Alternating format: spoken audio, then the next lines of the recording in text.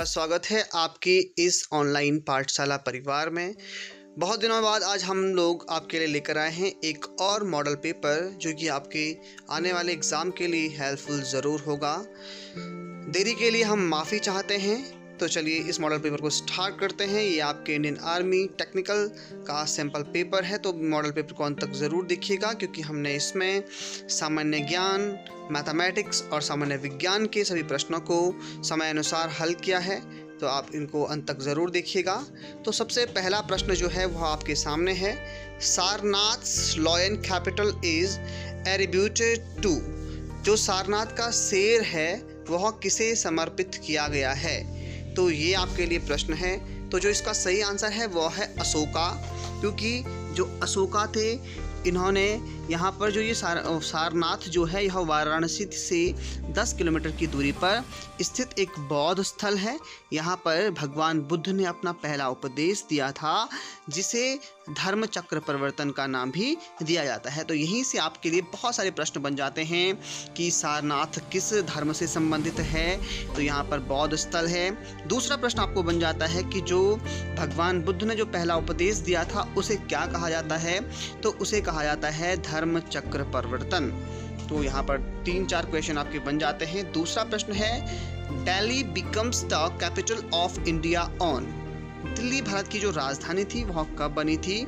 तो 1931 में दिल्ली भारत की राजधानी बनी थी।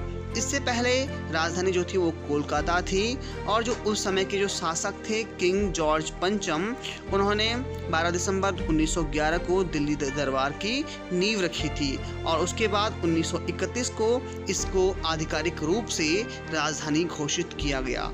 अगला प्रश्न है, which of the planet is nearest to the earth. हमको क्वेश्चन को अच्छे से पढ़ना है क्योंकि यहाँ पर पूछा गया है planet is nearest to the earth. वह कौन सा ग्रह है जो पृथ्वी के सबसे निकट है? तो पृथ्वी के जो सबसे निकट है वो है वीनस, यानी कि शुक्र ग्रह जो है वह सबसे निकट है। और कई बार पूछा जाता है कि जो सूर्य के सबसे निकट कौन सा है? तो सूर्य के सबसे निकट का जो ग्रह है वह है बुध, जो कि सबसे कम समय में सूर्य की परिक्रमा कर पाता है। और इसके साथ साथ यदि पूछा जाता है कि सूर्य की परिक्रमा करने में जो सबसे ज़्यादा समय लेता है वह कौन सा प्लैनेट है? तो वह है जुपिटर, बृहस्पति। ठीक है, तो यहाँ से भी आपके 2-3 क्वेश्चन आराम से बन जाते हैं। तो आप साथ साथ इन क्वेश्चंस को नोट भी करते जाइए। अगला प्रश्न है, which of the following is not a rabi crop. निम्न में से कौन सी फसल है जो रवि की फसल नहीं है? तो यहाँ पर जो रवि की फसल है वह कौन सी नहीं है? तो वो नहीं है मेज, यानी कि मक्का। अब हम बात करते हैं कि रवि की फसलों में कौन कौन सी फसलें आती हैं। तो आलू, जौ, सरसों, चना, गेहूं और मटर जैसी सब जो फसलें हैं वो रवि की फसलें होती हैं। जबकि खरीफ की फसलों में आता है मक्का, अरहर, गन्ना, धान, तिलहन, बाजरा, ज्वार आदि। तो ये सब आपको नोट करने हैं क्योंकि 5वां प्रश्न आपके सामने है, When was the RBI taken over by the government? Reserve bank of India को सरकार के अधीन कब किया गया था?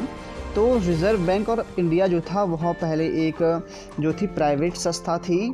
तो इसको जो है इसकी स्थापना हुई थी 1 अप्रैल 1935 को। ठीक है, अगर बात करें इससे रिलेटेड कुछ और महत्वपूर्ण प्रश्नों की, तो वर्तमान में इसके गवर्नर जो हैं वो हैं शक्तिकांत दास, जो कि 11 दिसंबर 2018 से यहाँ पर जो गवर्नर हैं। और हमने बता दिया है कि यह पहले एक प्राइवेट संस्था थी जिसको कि 1949 में भारत सरकार के अधीन कर दिया गया था। अगला प्रश्न है, after textile India's second important industry is. कपड़ा उद्योग के बाद भारत की दूसरी सबसे महत्वपूर्ण उद्योग कौन सा है? तो इस प्रश्न में मुझे थोड़ा सा डाउट है, लेकिन फिर भी यहाँ पर जो उद्योग है आयरन एंड स्टील, मेरे हिसाब से ये पहले नंबर पर होना चाहिए। तो यहाँ पर अगर क्वेश्चन के हिसाब से देखा जाए तो कपड़ा उद्योग के बाद आयरन एंड स्टील जो है वह दूसरे नंबर पर है। और इसके अलावा जो वर्ष 2013 और 12 और 13 में है, भारत सरकार ने इसमें सबसे ज़्यादा व्यापार लौह उद्योग का किया था। जो इसका पहला कारखाना बनाया गया था वो कहाँ बनाया गया था? तो ये वेस्ट बंगाल में कुल्टी नाम के स्थान पर बनाया गया था। और वर्तमान में इसके जो हैं 102 जो कारखाने हैं प्राइवेट और गवर्नमेंट वो क्या हैं अभी संचालित हो रहे हैं। अगला प्रश्न है the president may appoint all the following except, यानी कि राष्ट्रपति निम्न में से किसे नियुक्त नहीं करता है। तो प्राइम मिनिस्टर को नियुक्त करता है, गवर्नर को नियुक्त करता है, हाई कोर्ट के जज को भी नियुक्त करता है, लेकिन जो राज्यसभा के चेयरमैन होते हैं जो कि हमारे उपराष्ट्रपति होते हैं, इनको राष्ट्रपति के द्वारा अपॉइंट नहीं किया जाता है, बल्कि इनका चुनाव लोकसभा और राज्यसभा के सदस्यों के द्वारा किया जाता है। और अगर बात की जाए उपसभापति की तो जो उपसभापति होते हैं इनका चुनाव सिर्फ और सिर्फ राज्यसभा के जो सदस्य होते हैं उनके द्वारा किया जाता है। अगला प्रश्न आपके सामने है। अगला प्रश्न है the design of the national flag was adopted by the constituent assembly of India in, जो हमारी कॉन्स्टिट्यूशनल असेंबली थी उसके द्वारा जो राष्ट्रध्वज है इसके डिज़ाइन को संविधान में कब अपनाया गया था। तो यहाँ पर 22 जुलाई 1947 को, इनके ऑप्शन सी जो है वह बिल्कुल यहाँ पर सही हो जाता है। तो जुलाई 1947 से जो हमारा ध्वज है उसे संविधान द्वारा अपनाया गया था। और जो इसका रेशियो है वह है, इसकी जो लंबाई का रेशियो है वह 3:2 इसकी चौड़ाई है। तो यहाँ पर आपको ये भी ध्यान रखना है कि 3:2 हमारा जो तिरंगा है वह इसका रेशियो होता है। अगला है national defence college is located at, जो नेशनल डिफेंस कॉलेज है वह कहाँ पर स्थित है। तो इस प्रश्न में कंफ्यूज नहीं होना है, जो न्यू दिल्ली में यह नेशनल डिफेंस कॉलेज है। अब इससे संबंधित जो कंफ्यूजिंग पॉइंट्स होते हैं वे कौन कौन होते हैं मैं उनको डिस्कस कर लेता हूँ। जो हमारा नेशनल डिफेंस एकेडमी है, NDA जो है एकेडमी है वो कहाँ पर है, वो है खड़गवासला में, पुणे के नज़दीक ये है। और उसके बाद एक आता है IMA इंडियन मिलिट्री एकेडमी, जो कि तीनों के तीनों ये बहुत इंपॉर्टेंट है, पूछे जाते हैं। तो IMA है देहरादून में, NDA है खड़गवासला में और नेशनल डिफेंस एकेडमी है न्यू दिल्ली में। अगला क्वेश्चन है the first Asian games were held in, सबसे पहले जो एशियन गेम्स थे वो कहाँ पर खेले गए थे। तो ये खेले गए थे इंडिया में न्यू दिल्ली में 1951 को। तो ऑप्शन बी जो है वह बिल्कुल सही हो जाता है। अगला क्वेश्चन है क्वेश्चन नंबर 11। अब यहाँ से मैथमेटिक्स शुरू हो जाती है, तो मैथमेटिक्स आपको देखनी है ढंग से कि इसमें क्या क्या है। क्वेश्चन नंबर 11 है what is the total number of prime numbers less than 100, यानी कि 100 से कम जो प्राइम नंबर्स हैं वो कितनी हैं, इनके नंबर आपको बताने हैं। तो जितनी भी अभाज्य संख्याएं कौन सी संख्याएं होती हैं प्राइम नंबर्स, जो कि खुद के और 1 के अलावा किसी और से डिविजिबल नहीं होती हैं, उनको बोलते हैं प्राइम नंबर्स। ठीक है, तो जैसे कि हमारा 1 है, 2 है, 3 है, 5 है, इसके अलावा 100 के बीच में आपने प्राइम नंबर्स को काउंट करना है, तो वो टोटल हैं 25। तो ऑप्शन ए बिल्कुल सही हो जाता है। अगला क्वेश्चन है the sum of the fraction 2/9, 4/3 and 6/18, इनका सम कितना होगा। तो आपको पता है कि जो फ्रिक्शंस होते हैं उनका सम कैसे किया जाता है। तो जो फ्रिक्शन का सम होता है उनको नॉर्मली जैसे समेशन किया जाता है और LCM लिया जाता है। तो यहाँ पर इन सब के टर्म में जो 18 है वह LCM है। और अगर मैं इसको सॉल्व करता हूँ तो 4 + 24 + 6 ये हो जाता है। अब इस सब को सॉल्व करके आएगा 34/18, और 34/18 जो होगा इसको हम अगर 2 से डिवाइड करते हैं तो 17 और 9, ठीक है, 17 2 जो होता है 34 और 9 2 जो होता है 18। तो 17/9 जो है वो इसका सही आंसर है। तो ऑप्शन ए बिल्कुल सही हो जाएगा। अगला क्वेश्चन है 20% ऑफ 2 इज़ इक्वल टू, जो 2 का 20% है वह कितना होगा। ठीक है, तो 2 का 20% निकालना आपको आता है, तो कैसे करेंगे 2 × 20/100। सिंपली जो परसेंट होता है उसको हम 100 से डिवाइड कर देते हैं। अब जब हम इसको सॉल्व करते हैं तो यहाँ पर आता है 2 × 2 = 4/10, और जब हम इसको सॉल्व करेंगे तो ये आएगा 0.4। तो ऑप्शन जो सी है वह बिल्कुल सही हो जाएगा। क्वेश्चन नंबर 14 है the average of 20 values is 18 if 3 subtracted from each of the values then the new average will be. यदि आपके पास 20 संख्याएं हैं, उनका मान 18 दिया हुआ है और यदि उसके हर में प्रत्येक जो संख्या है उसके हर में से 3 घटा दिया जाए तो उन संख्याओं का नया औसत क्या होता है। तो औसत हम लोग जानते हैं जो एवरेज होता है, एवरेज इज इक्वल टू क्या होता है, एवरेज इज इक्वल टू होता है total number, sum of total number upon total numbers जितनी भी होती हैं। ठीक है, तो यहाँ पर हम कर देंगे 18 is equal to sum of total number divided by 20। अब इसमें हम सम की वैल्यू निकालते हैं तो सम की वैल्यू हमारे पास आ जाती है 18 मल्टीप्लाई बाय 20 और उसके बाद जो ये 18 मल्टीप्लाई बाय 20 है वो हो जाएगा 360, 360। और इसके बाद हमारे पास अकॉर्डिंग टू क्वेश्चन जो है कि प्रत्येक संख्या में से 3 घटा दिया जाता है और प्रत्येक संख्याएं टोटल कितनी हैं वो है 20 और 3 घटा दिया जाएगा, यानी कि 20 इंटू जब 3 करते हैं हम तो टोटल जो संख्याएं हैं वो 60 जो नंबर्स हैं उनको हम इसमें से माइनस करते हैं। तो इसीलिए हम टोटल अब 360 में से 60 को माइनस करेंगे, तब हमारे पास बचेगा 300। अब हमारे पास जो न्यू एवरेज है वो क्या आएगा, जो न्यू सम है, न्यू सम कितना है 300 है और जो टोटल नंबर्स है वो तो 20 है, तो 20 से 300 को डिवाइड कर देंगे तो आंसर आ जाएगा 15। तो ऑप्शन बी जो है वह बिल्कुल सही हो जाएगा, 15 इज द राइट आंसर। अगला क्वेश्चन है, the side of the triangle are in the ratio 5, 6, 13 if its parameter is 48 centimetre, its side will B.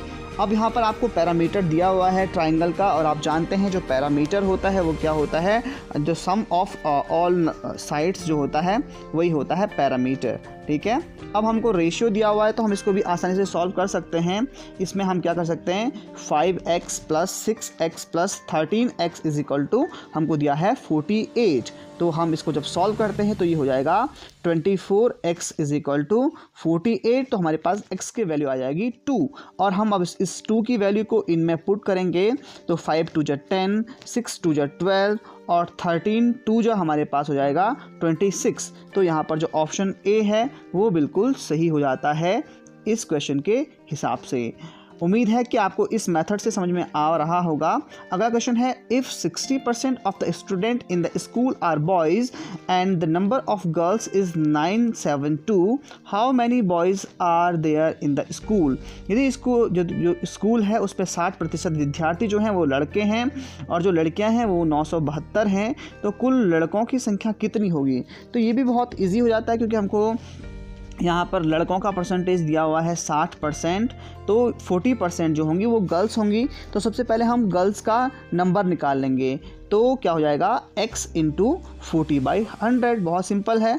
तो यहाँ से हमारे पास x की वैल्यू आ जाएगी, वो हो जाएगी 1458। तो यहाँ पर ऑप्शन बी जो है वह बिल्कुल सही हो जाएगा क्योंकि सीधे सीधे हमको पता है कि 60% जो हैं वो बॉयज़ हैं, तो गर्ल्स कितनी हो जाएंगी, वो हो जाएंगी 40%।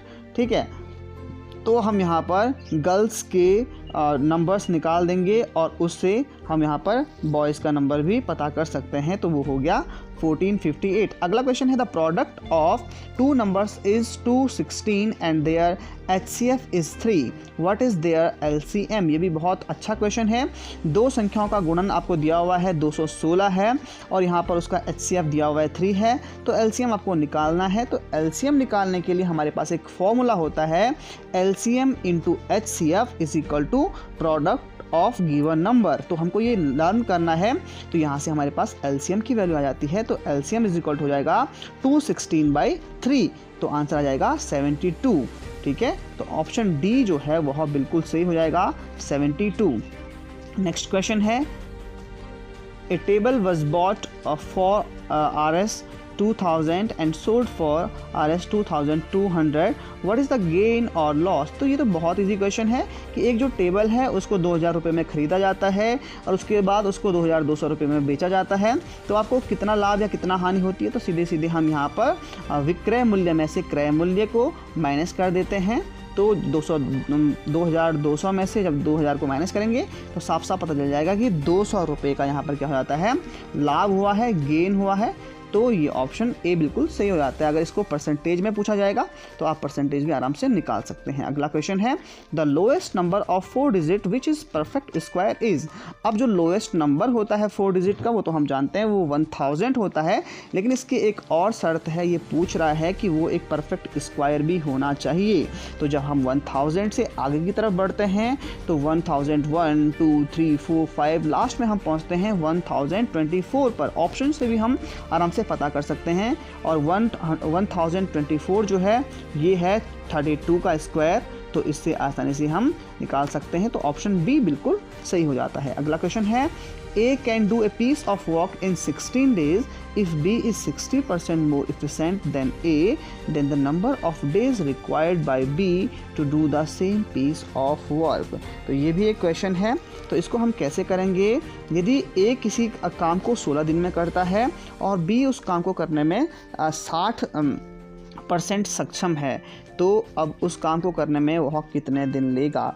तो ये क्वेश्चन जो है इसको हम सिंपली कैसे कर सकते हैं कि हम यहाँ पर हमारे पास 16 डेज़ क्योंकि ए करता है और यहाँ पे 60% है, तो हम यहाँ पर 16 का यहाँ पर 60% निकालते हैं। तो वो कैसे हो जाएगा, तो ये सीधे सीधे हम निकाल सकते हैं 16 डिवाइड बाय 1.6। ठीक है, अब यहाँ पर हमने इसको क्या किया, हमने इसको 10 से डिवाइड किया है।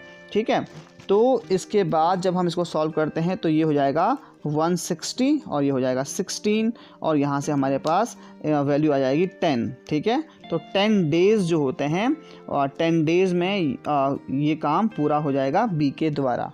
ठीक है, अगला क्वेश्चन है John traveled from his town to city. John went to city by bicycle at the speed of 25 km per hour and came back at the speed of 4 km per hour. If John took 5 hours and 48 minutes to complete his journey, what is the distance between two town and city? तो यहाँ पर इस question को कैसे solve किया जाता है।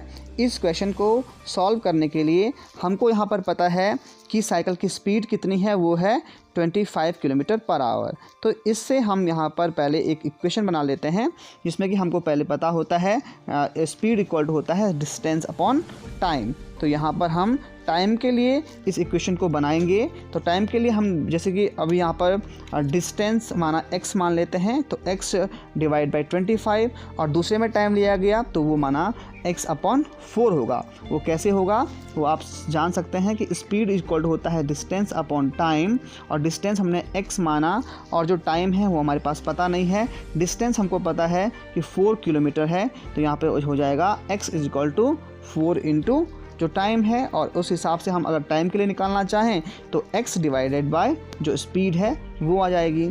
ठीक है, तो इस तरह से टाइम के लिए इक्वेशन निकालते हैं। और जो यहाँ पर ये हमको टाइम दिया गया है हम इसको भी आवर में निकालेंगे, तो ये यहाँ पर बन जाएगा x divide by 25 plus x divide by 4 is equal to 348/60, क्योंकि हम यहाँ पे 60 से इसको डिवाइड कर देंगे। इसके बाद इस इक्वेशन को सिंपली सॉल्व किया जाता है, आप देख सकते हैं।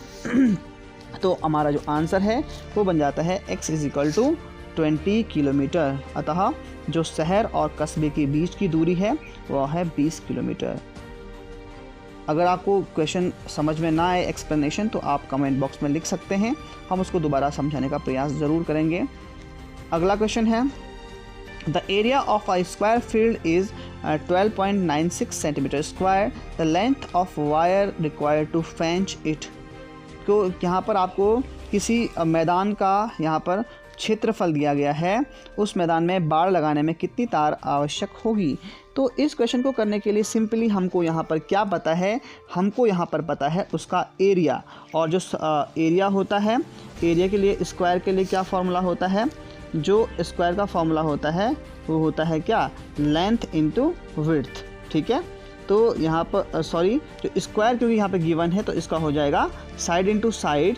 ठीक है, और यहाँ से हमको एक साइड का पता चल जाएगा, और जब हमको एक साइड का पता चलेगा तो क्योंकि हमको पता है कि स्क्वायर का पैरामीटर होता है 4 इंटू ए, तो हम उसको 4 से मल्टीप्लाई कर देंगे। तो इस तरीके से हमारे पास जो आंसर आ जाएगा वो आ जाएगा 14.4 सेंटीमीटर। ठीक है, तो आपको ये ध्यान देना है।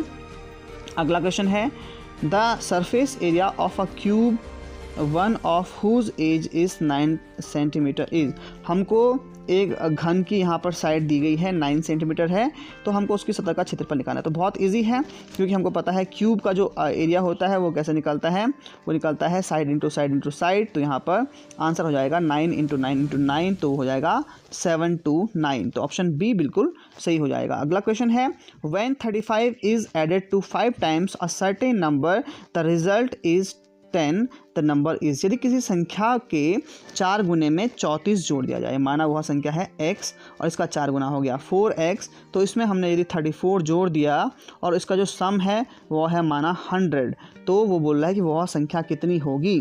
तो सीधे सीधे यह संख्या यहाँ पर निकल जाएगी। तो x इज इक्वल टू हो जाएगा 100 माइनस 34, और 100 माइनस 34 जब हम इसको सॉल्व करेंगे और डिवाइडेड बाई 4 हो जाएगा, तो यहाँ पर इसका आंसर आ जाएगा 13। ठीक है, तो ऑप्शन जो बी है वह बिल्कुल सही हो जाएगा। अगला क्वेश्चन है, primary colours of spectrum are. यहाँ पर अब मैथमेटिक्स का पोर्शन समाप्त होता है, इसके बाद भी हम देखेंगे कुछ और क्वेश्चन शायद हो सकते हैं। देखेंगे primary colour of spectrum are, जो स्पेक्ट्रम के जो प्राइमरी कलर्स होते हैं वे कौन कौन होते हैं, तो वो होते हैं रेड, ग्रीन एंड ब्लू। तो ऑप्शन जो ए है वह बिल्कुल सही हो जाता है। अगला क्वेश्चन है 26, वेव वेलोसिटी में बी एक्सप्रेस्ड एज, तरंगों का वेग किस में व्यक्त किया जाता है। तो तरंगों का वेग जो होता है, वेलोसिटी ऑफ वेव जो होती है, उसको फ्रीक्वेंसी इनटू वेव लेंथ, ठीक है, आवृत्ति गुणा तरंग दैर्ध्य जो होती है उससे मेज़र करते हैं। अगला क्वेश्चन है, the power of a spectacles lens is 2 dioptre, it's focal length is, जो फोकस दूरी होती है, फोकस लंबाई होती है, वह क्या होती है, वह हो जाती है इसकी आधी। तो इसको हम सॉल्व कैसे करेंगे, इसको हम सॉल्व करते हैं, पहले हमको जो 200 डायप्टर है इसको चेंज करना होता है। ठीक है, तो यहाँ पर हमको क्योंकि पता है 100 डिवाइड बाई 2, ठीक है, क्योंकि 50 सेंटीमीटर हमको यहाँ पर दे रखा है, तो ये हो जाएगा 2 से ये कैंसिल हो जाएगा, तो ये आ जाएगा 50। ठीक है, तो 50 सेंटीमीटर, क्योंकि हमको यहाँ पे मीटर में पता है तो हम उसको चेंज करेंगे सेंटीमीटर में, तो उसके बाद यहाँ पर इसका वैल्यू आराम से आ जाएगा। अगला क्वेश्चन है, the value of 10a plus cot a sine a cos a। तो यहाँ पर आप देख सकते हैं इसको हमने सॉल्व किया है, तो यहाँ पर हम इनको चेंज करेंगे, 10a को sine a upon cos a में, कॉट a को cos a upon sine a में, उसके बाद हम इसको एलसीएम ले लेंगे, तो एलसीएम आ जाएगा sine a upon cos a, और ऊपर ये बन जाएगा sine square a plus cos square a, और जब हम जो इधर वाला जो RHS वाला उसको इधर लाएंगे तो ये भी बन जाएगा sine square a cos square a। तो इसके बाद जब इसको सॉल्व किया जाएगा तो ये बन जाएगा 1। ठीक है, तो ये आप देख लेंगे, तो ऑप्शन बी बिल्कुल सही हो जाएगा, 28 का ऑप्शन बी। अगला क्वेश्चन है, क्वेश्चन नंबर 29 आपके सामने है, the reflective index of water and glass with respect to air are respectively 4/3 and 3/2, the reflective index of glass with respect to water. यहाँ पर ये समझने की ज़रूरत है कि हमको पूछा क्या गया है। ठीक है, अपवर्तनांक अलग अलग दे रखे हैं, और कांच का अपवर्तनांक जो है हमको निकालना है पानी के साथ क्या होगा। तो इसके लिए जो फॉर्मूला होता है reflective index of glass with respect to water में हम क्या करेंगे, रिफ्लेक्टिव इंडेक्स ऑफ ग्लास में से यहाँ पर रिफ्लेक्टिव इंडेक्स ऑफ वाटर को डिवाइड कर देंगे, तो 3/2 डिवाइड बाई 4/3, और इसका सीधे सीधे आंसर निकल जाएगा 9/8। तो जो ऑप्शन बी है वो बिल्कुल सही हो जाएगा, ऑप्शन बी 9/8। अपवर्तनांक से संबंधित ये प्रश्न है, और इसी में दूसरे तरीके से पूछा जा सकता है कि पानी का कांच के सापेक्ष अपवर्तनांक निकालिए, तो आप इसको सीधे सीधे उल्टा कर देंगे, reflective index of water divide by glass. ठीक है, समझ गए होंगे। अगला क्वेश्चन है, which of the following has the maximum efficiency, इनमें से किस इंजन की जो क्षमता है वह सर्वाधिक होती है। तो जो इफ़िशियंसी होती है वह डीजल इंजन की सर्वाधिक होती है। ठीक है, अगला क्वेश्चन है क्वेश्चन नंबर 31 आपके सामने, कि sound waves in air are, हवा में निम्न में से कौन सी ध्वनि तरंग होती है। तो हवा में जो लॉन्गिट्यूडनल अनुदैर्ध्य तरंग होती है, अगला क्वेश्चन है the colour of a star depends on, जो तारा होता है उसका जो रंग होता है वह किस पर निर्भर करता है, तो वो उसके टेम्परेचर तापमान पर निर्भर करता है। तो ऑप्शन ए बिल्कुल सही हो जाता है। अगला क्वेश्चन है transference of heat is fastest through, गर्मी जो होती है, हीट जो होती है, उसका स्थानांतरण किस माध्यम में सर्वाधिक होता है, तो वह जो रेडिएशन जो माध्यम है उसमें सर्वाधिक होता है। इसका कारण क्या होता है, क्योंकि रेडिएशन जो है इसकी स्पीड जो होती है वो लाइट की स्पीड के बराबर होती है, इसलिए रेडिएशन में हीट की ट्रांसपेरेंसी जो होती है वो सबसे ज़्यादा होती है। अगला है permanent magnet can be made from, जो स्थायी चुंबक होते हैं वह किससे बनते हैं। वैसे तो जो परमानेंट मैग्नेट होते हैं वह एल्युमिनियम से भी बनते हैं, निकल से बनते हैं, कोबाल्ट से आयरन, निकल, कोबाल्ट से बनते हैं, लेकिन यहाँ पर जो ऑप्शन है वह कोबाल्ट होगा, क्योंकि इसके अलावा यहाँ पर और कुछ नहीं है, तो कोबाल्ट जो है वह सही आंसर हो जाएगा। अगला है an object in motion need not to have, चलती हुई वस्तु को निम्न में से किसकी ज़रूरत नहीं होती है। तो ऑप्शन है velocity, momentum, kinetic energy and potential energy. यदि कोई वस्तु चल रही है तो उसको वहाँ पर पोटेंशियल एनर्जी की कोई ज़रूरत नहीं होती है, स्थितिज ऊर्जा की कोई ज़रूरत नहीं होती है, तो ऑप्शन डी बिल्कुल सही हो जाता है। अगला क्वेश्चन है the first scientist to measure the speed of light, वह कौन से वैज्ञानिक पहले थे जिन्होंने प्रकाश की गति को मेज़र किया था, तो उनका नाम था रोमर। तो ऑप्शन बी बिल्कुल सही हो जाता है, तो ये आपको नाम याद रखना है। अगला प्रश्न है आपके सामने, Where should an object 4 cm long be placed before a concave mirror of 12 cm focal length so that a 1 cm long image of it is formed?